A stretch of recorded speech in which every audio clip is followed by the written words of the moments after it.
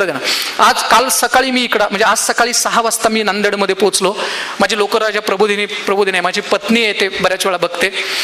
Sir, मागच्या 2 महिन्यापूर्वीची गोष्ट, थंडीचे दिवस, मी कोकणातला असल्यामुळे थंडी प्रचंड आहे. सकाळी 6 वाजता सर बाहेर पडलो होतो एका कार्यक्रमाला. आम्ही दोघं चहा घेत होतो आणि बोलत होतो. तिच्या हातात चहाचा कप होता, माझ्या हातात चहाचा कप होता, आणि मी सांगत होतो अकॅडमीत हे नवोदयची परीक्षा आली, आता स्कॉलरशिपच्या मुलांच्या परीक्षा आहेत, प्रश्नपत्रिका घ्यायला हव्यात, हे सगळं आमचं चाललेलं होतं.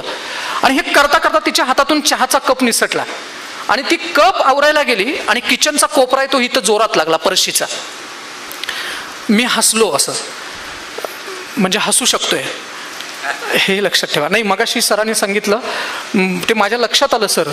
म्हणजे बायका जास्त असलं की माणसाचा अफजल खान होतो सर, हे नक्की आहे.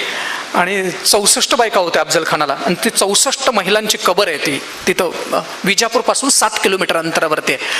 तर ते मी हसल्यानंतर ना जोरात बायका म्हणाली की हसताय काय? अहो, सकाळी इतक्या थंडीत कळ जोरात आली आणि तुम्ही हसताय काय?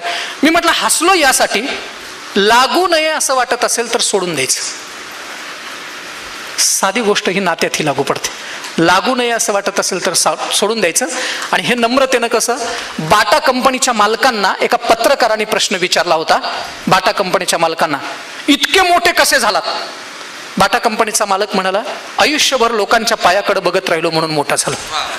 एवढं जर करता आलं तर नात्यातलं प्रेम वाढतं आणि कुटुंब व्यवस्था टिकवता येते. ते टिकवाल अशी अपेक्षा व्यक्त करतो.